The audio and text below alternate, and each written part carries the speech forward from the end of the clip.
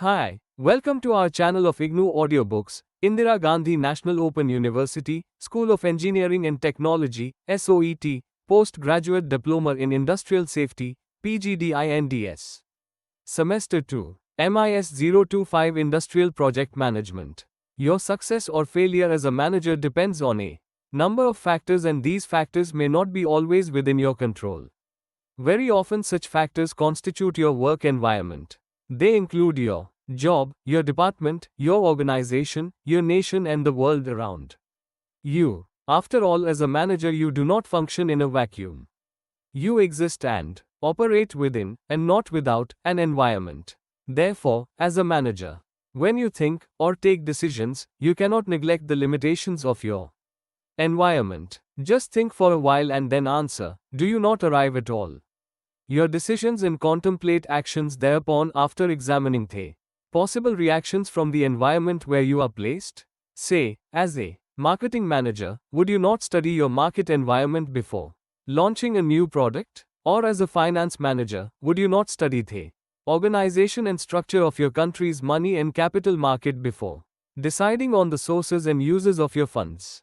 Or as a personnel manager, would you not care to find out the rules and regulations laid down by your government on subjects like reservation before undertaking recruitment and selection of your required staff? When you have answered these questions, you will discover that all your answers are in the affirmative. Yes, I would. You cannot do without thinking about environment. As a business manager, you have to constantly evaluate your business environment. This unit aims at setting you thinking about these ideas. Objectives. After studying this unit, you should be able to define what you mean by environment. Classify your business environment on the basis of various criteria. Classify the complex environmental variable on the basis of some objective criteria. Identify the critical elements of economic environment of business. Analyze the interactions between economic and non-economic environment. Establish the nature of interaction between economic environment and business management. Explain the impact of environment on business management and illustrate your understanding of economic environment with reference to the Indian business situation. In pursuing these aims and objectives, our focus will be primarily on the Indian environment of business. We shall try to identify, describe, and analyze the Indian situation to understand its impact on our business. Our ultimate purpose is to train our engineers to become a good business manager to face the macro-level environment of business. In fact, as all engineer, wherever you are, be it in the public or the private sector, you have to remain alive and alert to your environment so that you are successful in your day-to-day business operations. 3.2 Environment of business. The term environment refers to the totality of all the factors which are external to and beyond the control of individual business enterprises and their management. Environment furnishes the macro context, the business firm is the micro unit. The environmental factors are essentially the givens within which the firms and their managements must operate. For example, the value system of the society, the rules and regulations laid down by the government, the monetary policies of the central bank, the institutional setup of the country, the ideological beliefs of the leaders, the attitude towards foreign capital and enterprises, etc., all constitute the environment system within which a business firm operates. These environmental factors are numerous in number and various in form. Some of these factors are totally static. Some are relatively static and some are very dynamic. They are changing every now and then. Some of these factors can be conceptualized and quantified, while others can be only referred to in qualitative terms. Thus, the environment of business is an extremely complex phenomenon. The environmental factors generally vary from country to country. The environment that is typical of India may not be found in other countries like the USA, the USSR, the UK, and Japan. Similarly, the American, Soviet, British, Japanese environment may not be found in India. There may be some factors in common, but the order and intensity of the environment factors do differ between nations. What to say of countries? The magnitude and direction of environmental factors differ over regions within a country and over localities within a region. Thus, one may talk of local, regional, national, domestic, and international, foreign, environment of business. For example, the local custom of coolie labor, the climate of the northern region of Assam, the policies of the state and central governments in India, and the size of the world market. All these factors together will have an important bearing on the tea industry. The production, consumption, and marketing of tea will be affected by the environmental factors. Environment differs not only over space but also over time within a country. As such, we can talk of temporal patterns of environment, i.e., past, present, and future environment. Future environment is the product of past and present environments. The Indian economy of tomorrow will be influenced by what the state of the economy is at present and what it was like in the past. Sometimes the environment may be classified into market environment and non-market environment depending upon whether a business firm's environment is influenced by market forces like demand, supply, number of other firms and the resulting price competition or non-price competition, etc., or by non-market forces like government laws, social traditions, etc. Finally, we may classify the environment into economic and non-economic. Non-economic environment refers to social, political, legal, educational, and cultural factors that affect business operations. Economic environment, on the other hand, is given shape and form by factors like the fiscal policy, the monetary policy, the industrial policy resolutions, trade policy, physical limits on output, the price and income trends, the nature of economic system at work, the tempo of economic development, the national economic plan, etc. The non-economic environment has economic implications just as the economic environment may have non-economic implications. Since the environment is the sum total of history, geography, culture, sociology, politics and economics of a nation, the interaction between economic forces and non-economic forces is bound to take place. Do not proceed further without completing this activity. It should be emphasized at this initial stage that you will miss much of the potential benefit of the course if you do not attempt these activities. If you have worked through the above activity as directed, you will find that it is easier to describe than to identify and classify the environmental factors. In this unit, our primary concern is the study of economic environment of business. You may be wondering why we have chosen the economic environment to begin with. Let us examine some of its basic propositions. 3.3 Some basic propositions. As a prelude to the description and analysis of business environment in any economy, you may examine the three basic propositions as given below. A. Business is an economic activity. B. A business firm is an economic unit. And C. Business decision-making is an economic process. These propositions may be examined separately or jointly to justify the study of economic environment of business in any country. Business is an economic activity. An economic activity is the task of adjusting the means, resources, to the ends, targets, or the ends to the means. An economic activity may assume different forms such as consumption, production, distribution, and exchange. The nature of business differs depending upon the form of economic activity which is being undertaken and organized. For example, manufacturing business is primarily concerned with production. Stock exchange business is mainly concerned with the buying and selling of shares and debentures. The business of government is to run the administration. The government may also own, control and manage public enterprises, and the business of banks is to facilitate transactions in short-term and long-term funds. These examples can be easily multiplied. The point to be noted is that each business has a target to achieve, and for that, each business has some resources at its disposal. Sometimes the target has to be matched with the given target. Either way, the task of business is to optimize the outcome of economic activities. A business firm is an economic unit. A business firm is essentially a transformation unit. It transforms input into output, goods or services, or a combination of both. The nature of input requirements and the type of output flows are determined by the size, structure, location and efficiency of the business firm under consideration. The business firms may be of different sizes and forms. They may undertake different types of activities such as mining, manufacturing, farming, trading, transporting, banking, etc. The motivational objective underlying all these activities is the same, viz., profit maximization in the long run. Profit is essentially a surplus value, the value of output in excess of the value of input, or the surplus of revenue over the cost. A business firm undertakes the transformational process to generate this surplus value. The firm can grow further if the surplus value is productively invested. The firm, therefore, carefully plans the optimum allocation of resources, input, of men, money, materials, machines, time, energy, etc., to get optimum production. The entire process of creation, mobilization, and utilization of surplus constitutes the economic activity of the business firm. Business decision making is an economic process.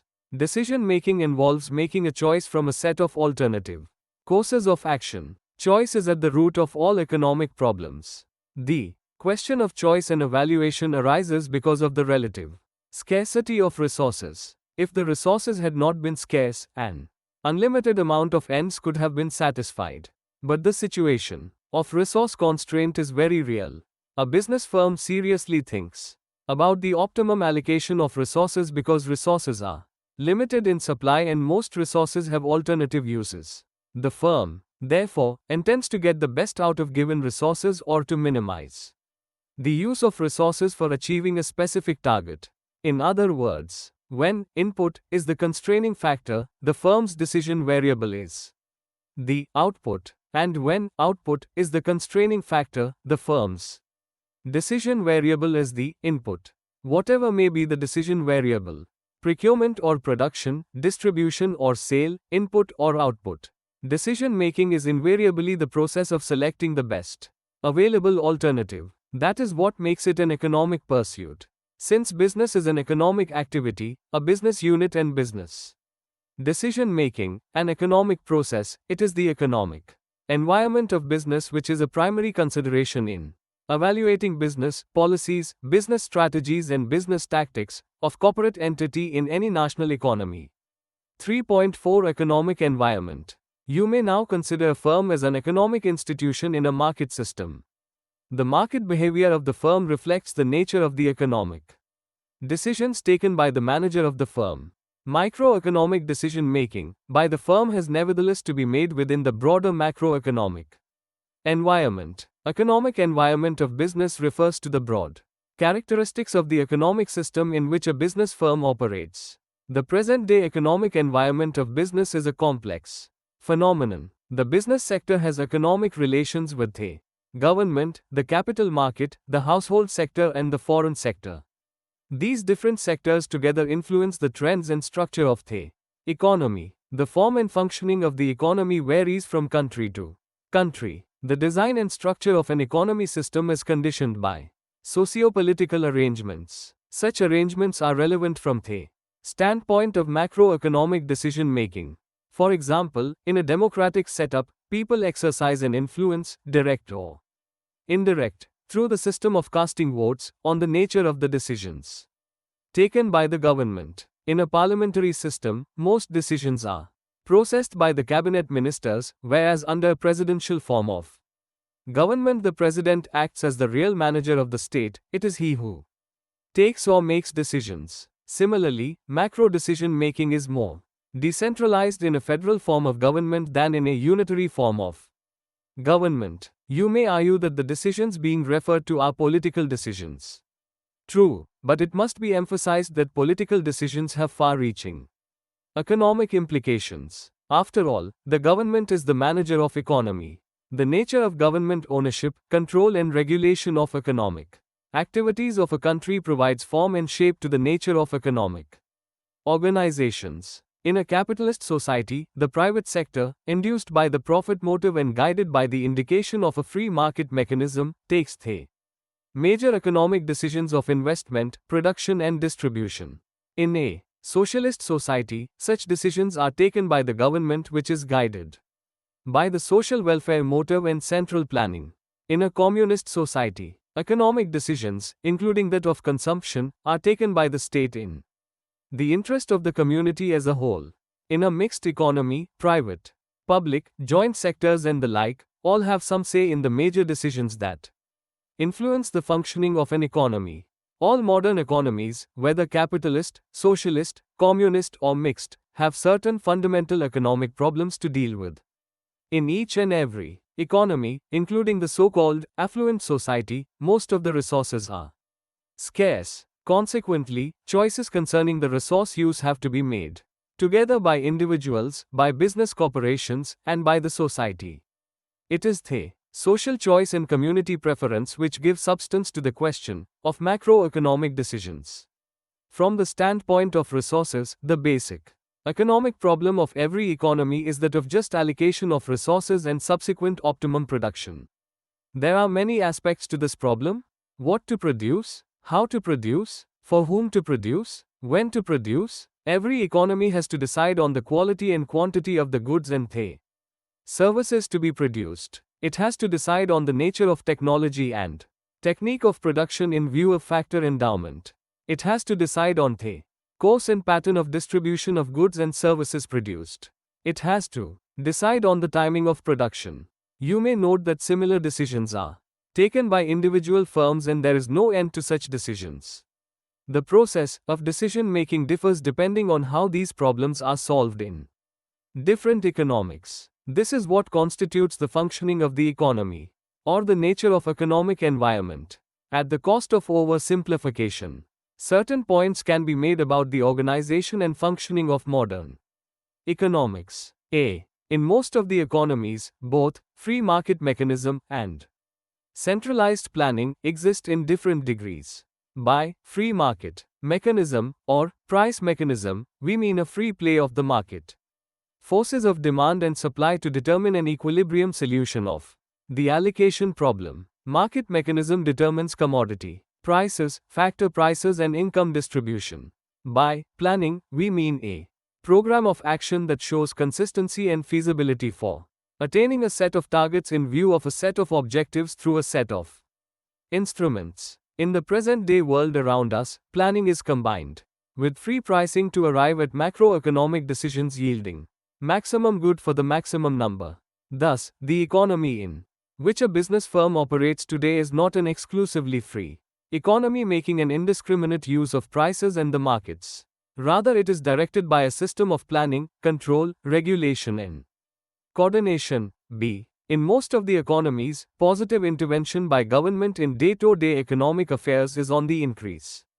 Planning is a form of governmental intervention. Besides this, the government can also intervene through a system of controls and regulations. The welfare state principle induces the government to enforce minimum wages, commodity control, fair trade practices, etc., through legislation. The basic objectives of such economic legislations and policies are growth, efficiency, and equity. It is the interfering role of modern government that has made most of the business firms socially responsible. C. Modern economies are not closed, but open. They are actively engaged in international trade and cooperation. So, the international transmission effect today is stronger than ever before. Though there are disparities in the levels of income and standards of living over space and time, there is a conscious effort to develop the poor nations. The maintenance of steady growth in developed countries is dependent on the acceleration of growth in underdeveloped countries. This idea has given new dimensions to issues like the role of multinational corporations, the ecological balance, the recycling of petrodollars and transfer of technology. The technological revolution is making strident moves. In order to keep their dynamism, the economies are determined to develop science and technology, and to balance environment and ecology, and this is going to act as a unifying force for the world economic order. These facts determine the environment and set the constraints within which the modern business firm must operate. The management cannot overlook the market or the non-market environment.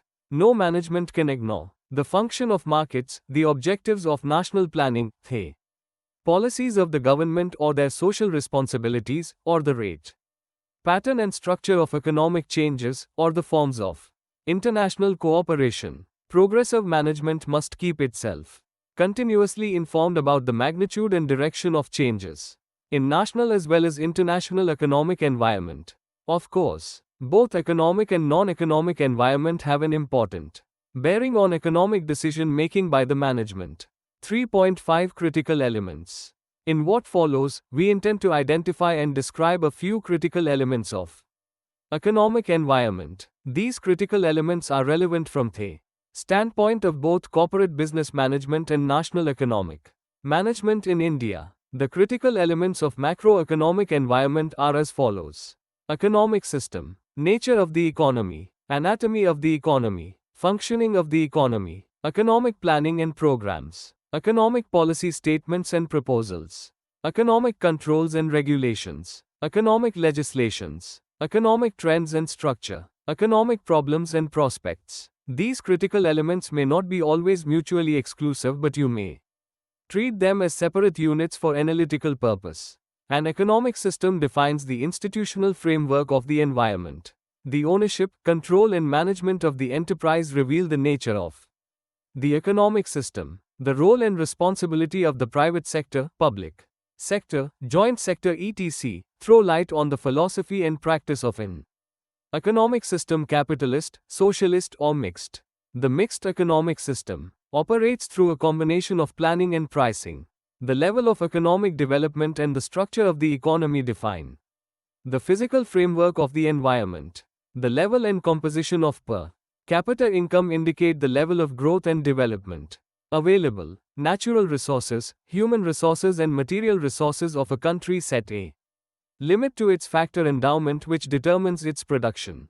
The occupational distribution of labor force, the structure of national output, the composition and pattern of foreign trade, the structure of savings, investment, and capital formation, the pattern of income distribution, interpersonal and interregional, the degree of urbanization, all these bring out the significance of agriculture, industry and service sector in the national economy.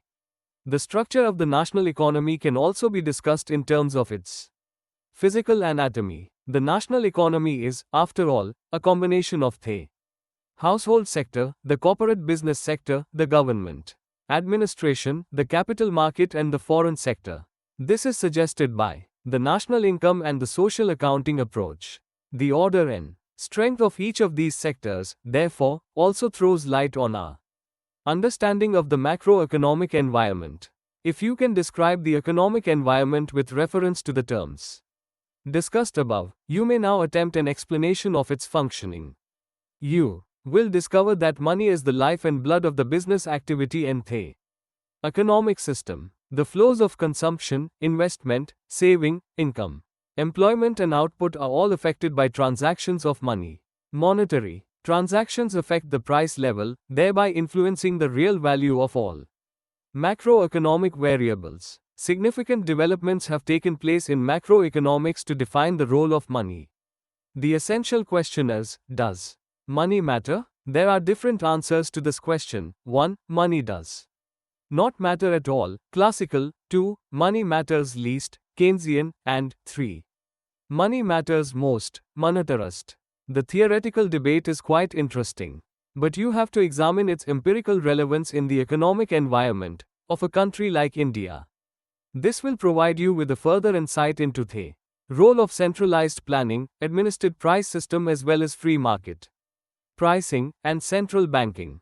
Economic planning is supposed to give a direction to the changes in the economic environment. Most countries function today on the basis of planning. Either it is planning by direction typical of a socialist economy, or it is planning by incentives, i.e., democratic planning typical of a mixed economy, or it is indicative planning typical of the French economy. It is through the system of a perspective planning, 5-year planning and annual planning that the economies try to overcome their environmental constraints and optimize their achievements over a period of times. Planning is a program for action, it is not a guarantee in itself. The formulation of plans and programs must, therefore, be followed by proper implementation. This calls for economic policy statements and legislations. Apart from having general policy statements affecting the industry and Agriculture, the government often formulates and executes fiscal compensatory policies. The central bank will work through the instruments of money and credit policies, exchange rate policies, etc. Some sort of physical policies of controls and regulations may also be needed. Price control, trade control and exchange control are all moves in the same direction. Sometimes, legislations and enactments become necessary for effective implementation of all these policy statements and proposals. The national economic environment of business is determined by the existing macroeconomic policy framework. These policies, planning and pricing together make the economy function effectively. The functioning of an economy is reflected in short-period fluctuations and long-term trends in macroeconomic variables like income, money supply, prices, production, employment, balance of trade and payments, foreign exchange earnings, etc. These trends decide the course of the prevailing economic environment. Some of these economic trends may define the nature and dimension of various macroeconomic problems like inflation, unemployment, recession, and the like. The problems have to be analyzed with the objective of making the national economic management efficient. Economic problem and economic prospects in the environment throw challenges to the management, corporate business management as well as national economy management. Activity 5. Somebody picked up at random the following headlines from newspapers and magazines published in India. Identify each one of them and place it under the broad categories of critical elements of economic environment. Headlines. Finance Minister announces drought relief measures. Modwa. Being reviewed, 20-point economic program, bonus ordinance. Wholesale price index still rising, FERA amnesty scheme, non-resident Indians investment incentives, power in the private sector. 61. Liquidation of SIC units within public sector units too. Float bonds, more autonomy for the RBI, zero-based budgeting. Introduced by the government, more items of import under OGL. Industrial relations climate better, a mid-term review of the 7th plan, by the end of 1987. Pay Commission report released, trade unions. On warpath, Department of Environment for Ecological Balance. Economic system, economic planning and policies, economic controls and regulations, economic legislations, economic trends and structures, economic anatomy, 3.6 Indian economic environment. Now, you may be anxious to evaluate the Indian economic environment in terms of the conceptual framework just suggested. You may note that the national economic environment of a country can be described and analyzed in terms of its a. Data environment, b. System environment, and c. Industry or sectoral environment and nature of competition. In subsequent units, you will be exposed to the details of Indian economy's data environment, i.e., the physical trends and structural coefficients. The system environment of Indian economy will also be dealt with in detail, in terms of various policy statements, planning techniques, organization and structure of the capital market, role and responsibility of the private and public sector, etc. The system environment encompasses the entire institutional framework of the economy. An overview of that system environment is presented in this section. For the time being, you should be more interested in the evaluation rather than evolution of the present Indian economic system. You might have come across the statement that India's is a mixed economy. In fact, India has a very complex mixed economic system. Let us elaborate this further. Firstly, a simple mixed economic system is characterized by the existence of private and public sectors. India has a multiplicity of sectors, private, dominant undertakings, foreign companies, etc., public, joint, cooperative, workers' sectors and also tiny sector. We hear of different walks of Indian economy: big sector, small sector, heavy sector, light sector, licensed sector, delicensed sector, national sector, core sector, reserved sector, etc.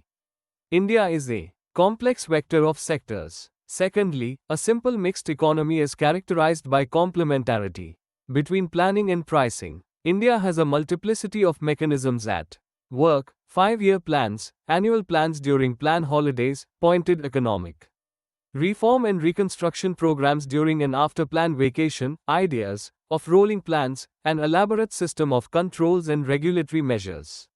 Attempts towards streamlining and simplification of procedures, private traders and public distributors for the same product and hence a system of dual prices, ceiling prices, floor prices, subsidized prices, statutory prices, retention prices, procurement prices, levy prices, and free market prices. Contradictory monetary policies and expansionary fiscal policies, etc. In India, there is a complex system of liberal rules, strict regulations, control mechanism, planning, and a host of price regulations. Finally, a simple mixed economy is expected to reach a target level of social welfare, and for this task, the profit policies are to be designed according to a social purpose. The social welfare function in India is defined by the multiplicity of objectives which are sometimes conflicting in nature. For example, in terms of our 5-year plans, India is aiming at efficiency, justice, and stability. Productive efficiency in a static sense refers to the efficiency allocation of the given resources. Productive efficiency in its dynamic sense refers to economic growth. The fruits of economic growth have to be distributed fairly among the masses. Social justice is to be so attained as not to endanger stability of prices, incomes, balance of payments, etc. The Indian plans have always emphasized the objectives like full employment of labor, full capacity utilization of plant and equipment, and self-sufficiency. In the long run, these objectives may be compatible with each other, but in the sphere of operation these objectives come in conflict with each other. For example, in order to promote a higher rate of growth, heavy industrialization and large investments are undertaken. Such investments increase the flow of money faster than the flow of output. This generates inflationary forces. Thus, price stability comes in conflict with economic growth. Similarly, economic growth comes in conflict with social justice. Progressive tax system is used as a means to reduce income inequalities, but the same tax policy hampers private incentives to invest and to generate the growth forces thereby. Foreign exchange remittance helps the country in overcoming balance of payments difficulties, but it increases the domestic money supply and the prices. Examples can be multiplied to demonstrate the inherent conflict among the objectives which the mixed economy of India hopes to achieve. To top it all, different instruments have been used to attain different target variables: fiscal policies for growth with justice, monetary policies for price stability with growth, price and output controls for price stability with justice. This has led to further confusion. To sum up, the so-called mixed economic system of India sometimes gives the impression of a mixed-up economic system that is characterized by multiplicity of sectors, multiplicity of instruments, multiplicity of objectives, and multiplicity of adjustments to resolve the conflicts between various sectors, between instruments and between objectives. The present-day mixed economy of India has evolved through a series of policy formulations and legislations. It started with the Industrial Policy Resolution of 1948. This was followed by the Industries, Development and Regulation Act, 1951. Directive Principles of State Policy, 1954. Industrial Policy Resolution, 1956.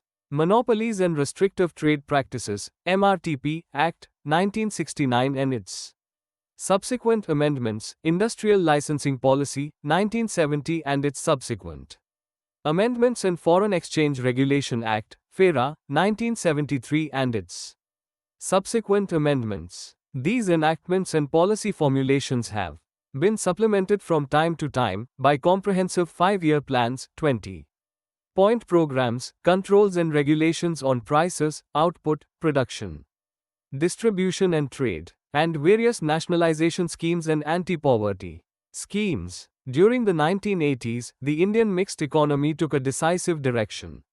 It all started with the announcement of Industrial Policy Statement of 1980. The purpose of this policy was to ensure attainment of socio-economic objectives, such as optimum utilization of capacity, maximum production, employment generation, export promotion, import substitution, consumer protection, correction of regional imbalances through the development of industrially backward areas and economic federalism with an equitable spread of investment among large and small units, among urban and rural units, etc.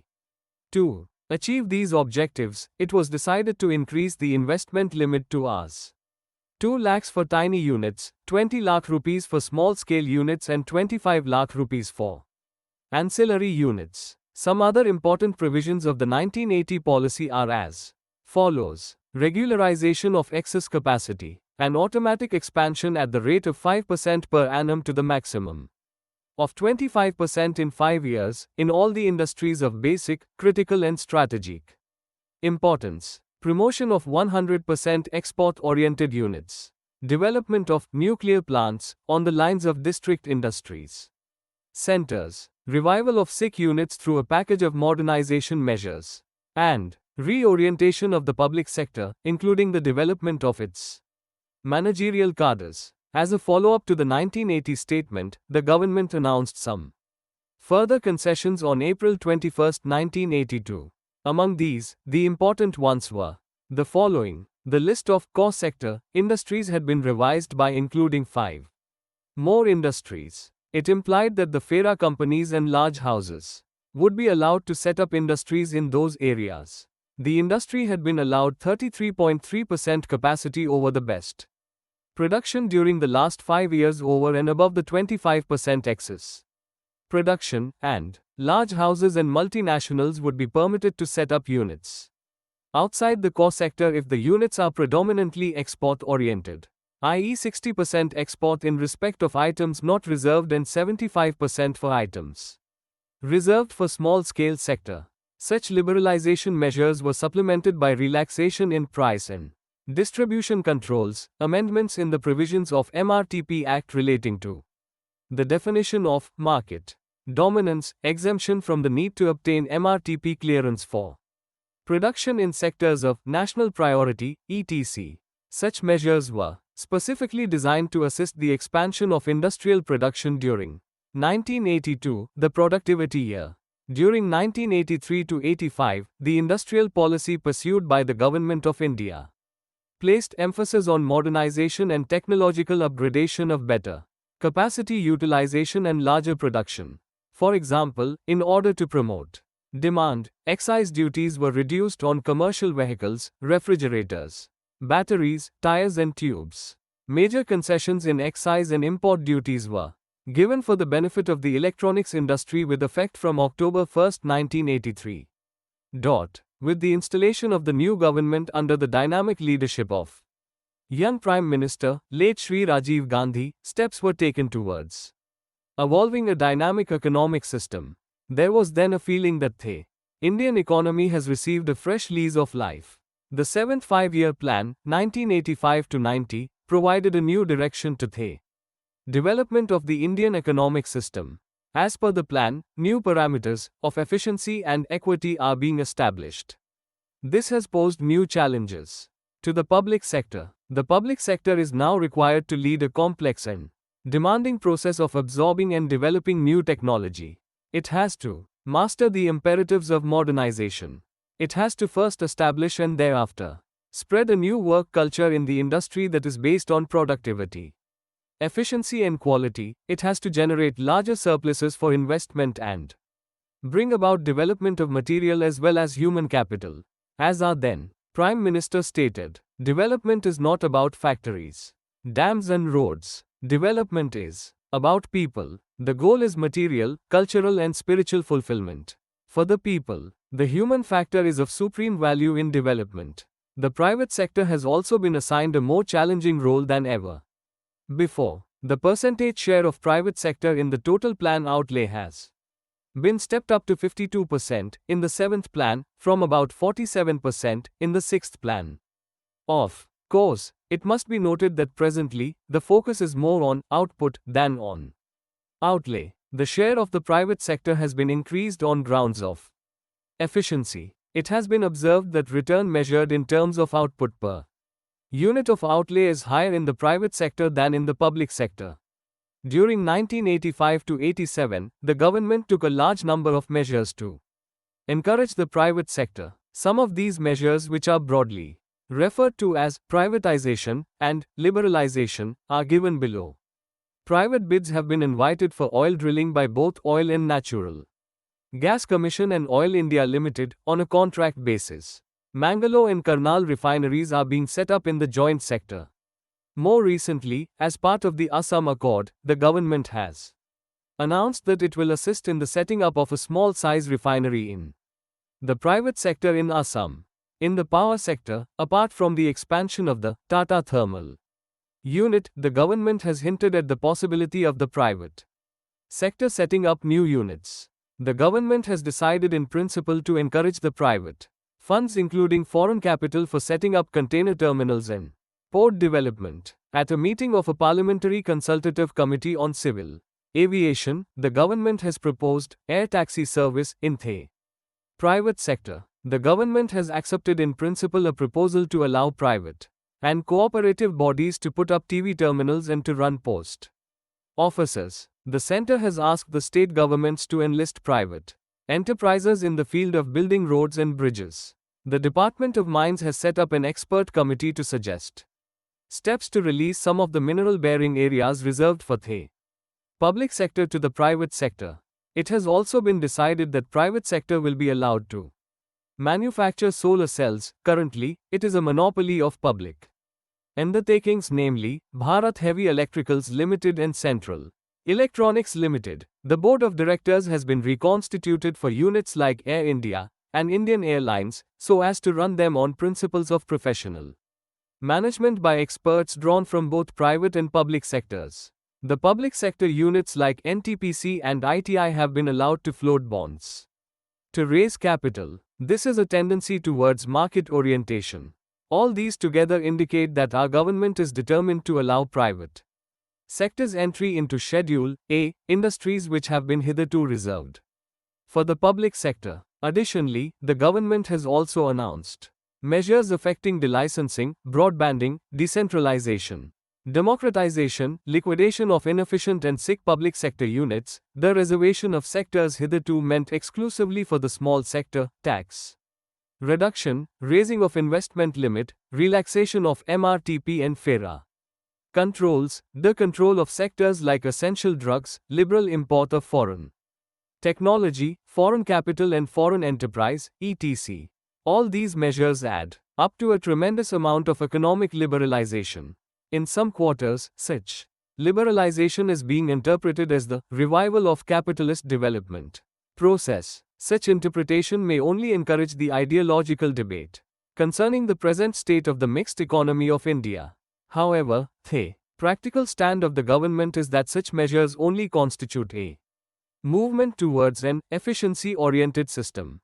These developments at home coincided with similar trends towards marketization in other parts of the world, which finally gave rise to the new economic policy in mid-1991. The liberalization, privatization and globalization measures envisaged in it are to be found in the Industrial and Trade Policy documents. 3.7 Economic Environment and Business Management. If you have undertaken the activity 5 seriously, you would have realized that there is lot of overlapping, or one item may fall under different heads. This suggests a difficulty in the classification of environmental variables. At the same time, it points towards interaction among environmental factors. Let us now examine the interaction between economic environment and business management. Business environment influences business management. The critical elements of business environment often interact with the critical elements of business management. The critical elements of business management are planning, direction, organization, control or coordination, staffing and supervision, and evaluation. Management at all the levels, top, middle as well as supervisory, is concerned with these critical elements to a certain degree. Similarly, these very critical elements are the concerns of the management that specializes in different functions such as production, finance, marketing, purchase, inventory control, personnel, public relations, research and development, etc. Management, at all the levels of specialized functions, is influenced by the critical elements of business environment. For example, when an industry faces business recession, the management may decide to cut down the rate of production or to pile up inventory accumulation. When the market is being invaded by an increasing number of closely substitutable products, the management may decide to go in for aggressive advertisement or cutthroat competition. When the financial institutions start interfering too much with the day-to-day business operations of a firm, the firm's management may decide to depend exclusively on its own internal funds rather than borrowed capital. When the government enforces minimum wage legislations and other social security measures for all permanent workers, the management may decide to recruit only casual laborers through a labor contractor. Such example can be multiplied. The point remains that the management always studies the environment and then takes a decision accordingly.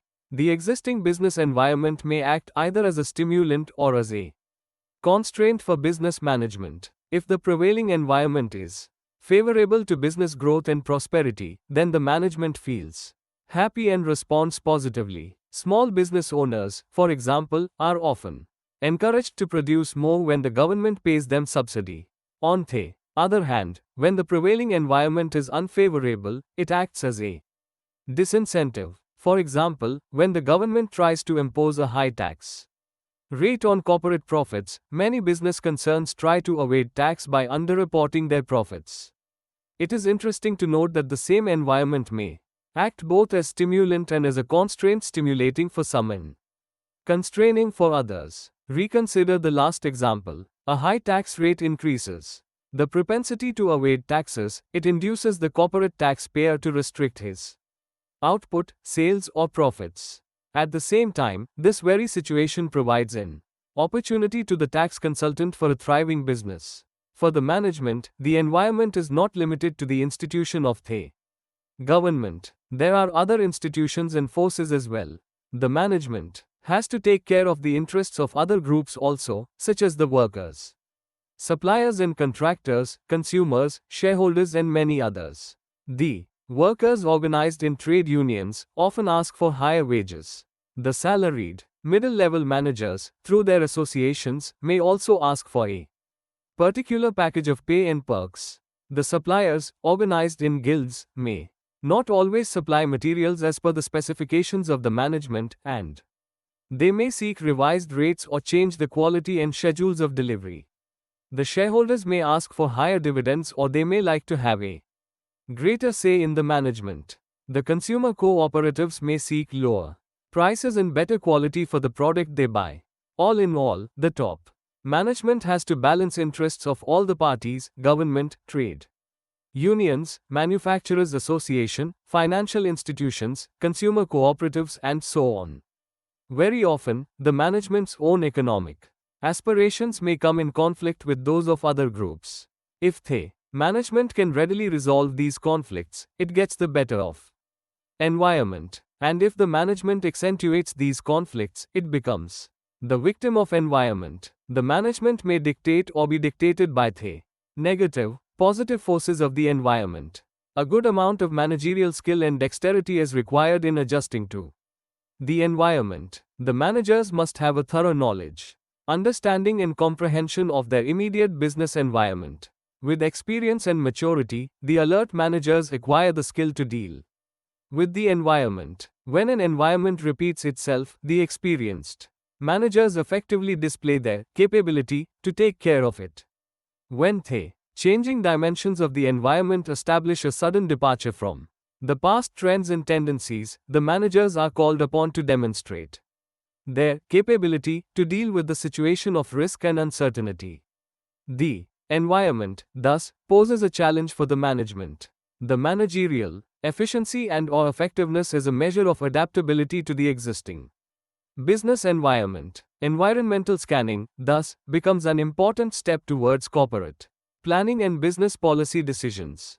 Corporate managers analyze the strengths, S, weaknesses, W, opportunities, O, and threats, T, that exist for their organization in the context of its environment.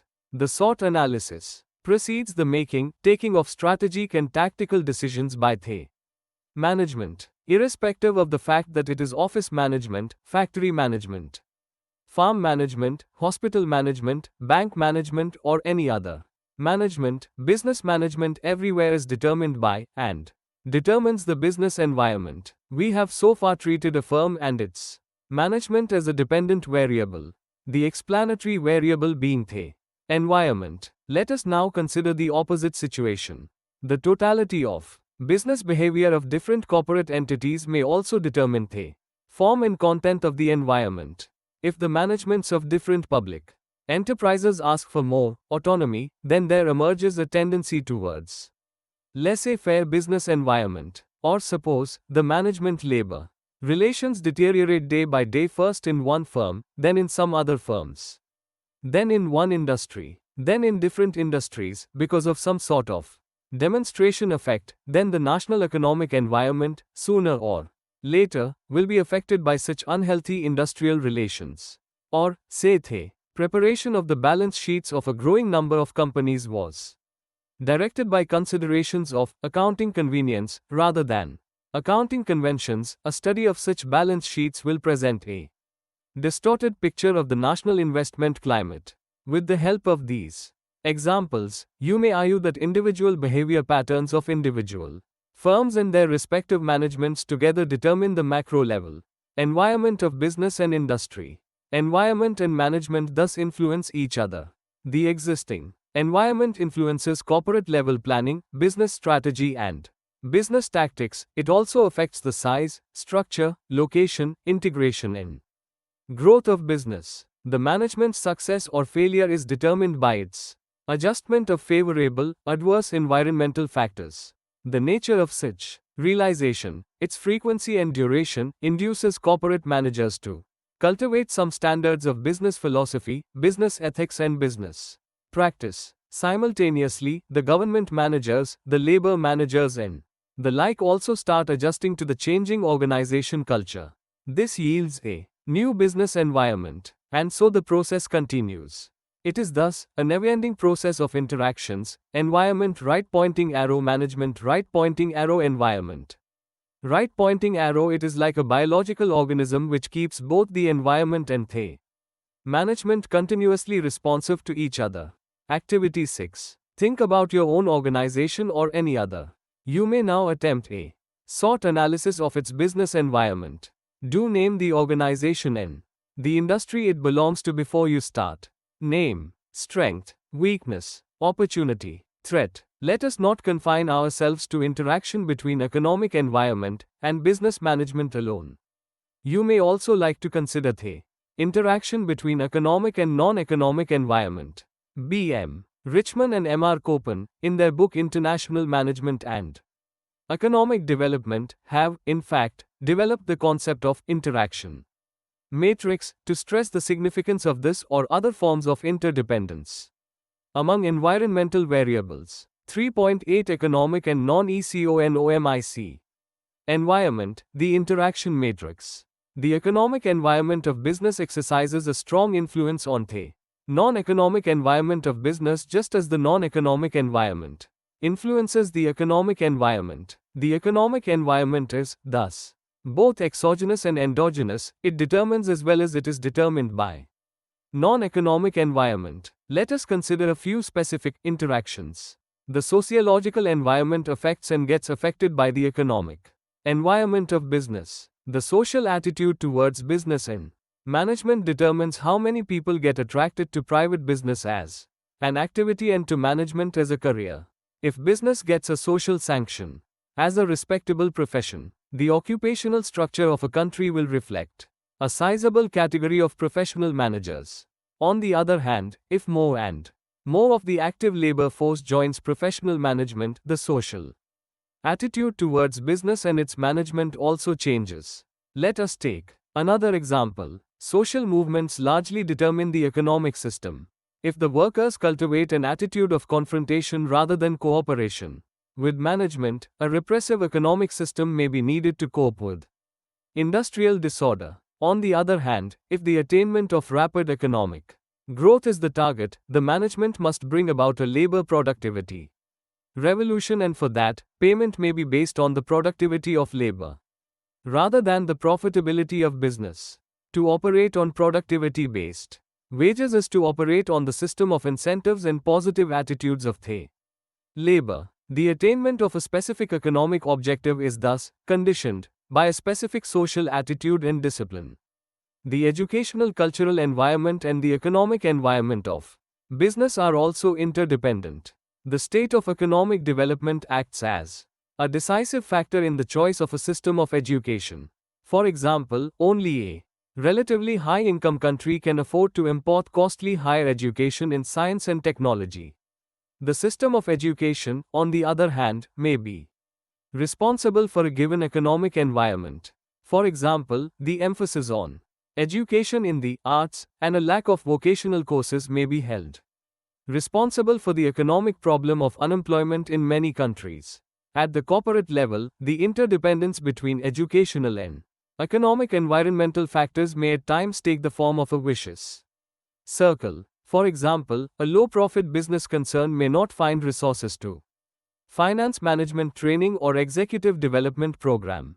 As a result, there may be a shortage of highly qualified and trained management personnel. Thus, lack of trained competent managers may lead to business inefficiency. The politico-legal environment and economic environment of business are also interlocked to such an extent that we sometimes think of the political economy of business. In a situation of political stability, business enterprises happen to be forthcoming and businessmen are willing to take more economic risks. But if there is political instability, business uncertainties multiply and, therefore, individuals may not like to take up new business ventures. The state of business in Punjab is a recent example. Similarly, the ideology of the ruling party influences the economic system. The ruling party, which believes in using socialism as a strategy and nationalization of enterprises as a tactic to strengthen the economy, may be detrimental to the interests of the private business sector. It may kill its business incentives to expand its range of operations. On the other hand, sometimes a series of political legislations may be necessary to cope with the economic environment. To fight economic crisis and industrial recession, the strategy of streamlining of the administration and simplification of the procedural matters may be adopted. In fact, different legislations of the government, like MRTP Act, FERA, and Urban Land Ceiling Act, are often politico-economic in character. This is borne out by an analysis of the content and intent of different legislations and political announcements. Also, the state of economic environment decides the continuity or discontinuity of a particular political administration. The state of political environment, in its turn, decides the pattern of economic legislations. The historical environment and the economic environment of business are also interdependent. The present economic environment of business can be treated as a legacy of its past historical environment.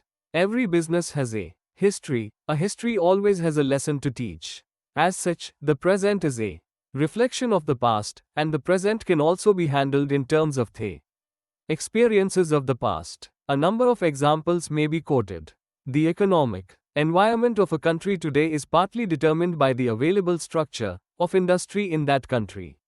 Today you find a number of extractive industries, such as mines and plantations in our country. These industries can be traced back to the colonial pattern of investment in the past.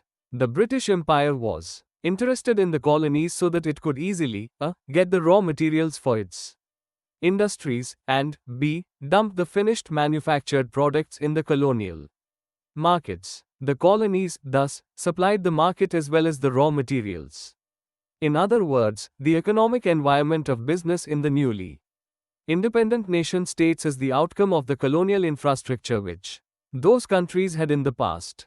Similarly, the past history is a record of events and a storehouse of lessons which can provide guidelines for present economic policy decisions. The achievements of the 5-year plans in the past may provide direction to the formulation and implementation of the current 5-year plan of an economy, and the present performance of a plan will decide the future course of planning. It suggests that the environmental factors are interrelated on the time scale too. Finally, we come to the interaction between the physical environment of a country and the economic environment of business in that country. A number of legislations have been enacted in many countries to conserve its natural resources and to preserve its natural physical environment. These environmental legislations may impose a constraint on the expansion of a given business concern like a factory. Thus, environmental considerations limit the expansion activities of a business firm.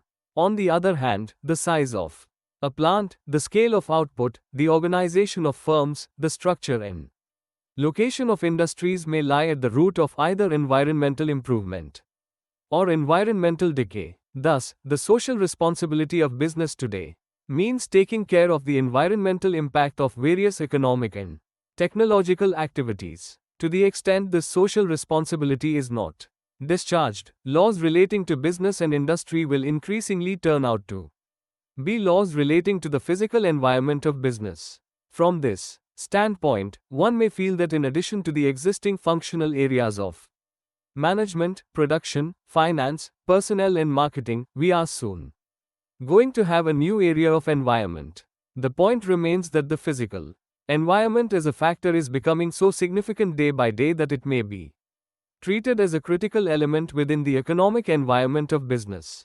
In the foregoing pages, we have discussed how the economic environment in general interacts with the non-economic environmental factors.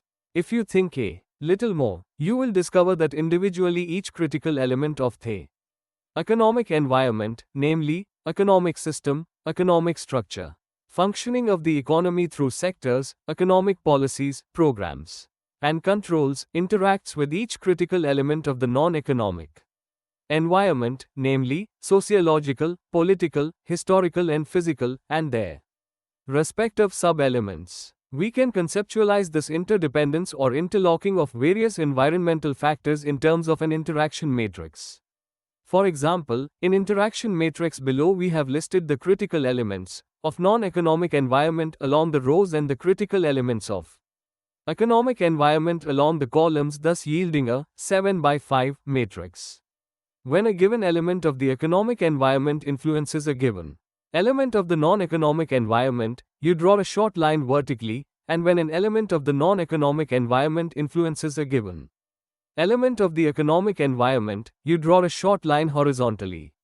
Thus, in case of interdependence among the environmental elements, you end up with a plus sign which suggests a two-way interaction.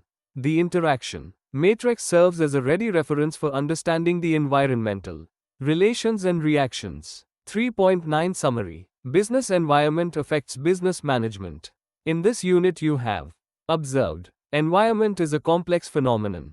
A number of problems are involved in the identification, description, explanation and prediction of environmental factors. The environmental factors are dynamic.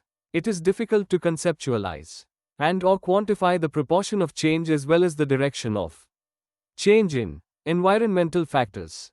The environment may be classified, for convenience of analysis, on different criteria such as space, local, regional, national and international environment, time, past, present and future environment, forces, market and non-market environment, factors, economic and non-economic environment. The environment factors can be treated as exogenous as well as endogenous. The factors are interlocked to such an extent that you may make use of the concept of interaction matrix to illustrate their interdependence. The present national economic environment may act either as a positive stimulant or as a negative constraint for the management, thus affecting business efficiency. The Indian economic environment, data environment as well as the system environment can be analyzed in terms of the conceptual framework presented here. India has a complex mixed economy. Thank you for watching. We will see you in the next video with the next chapter.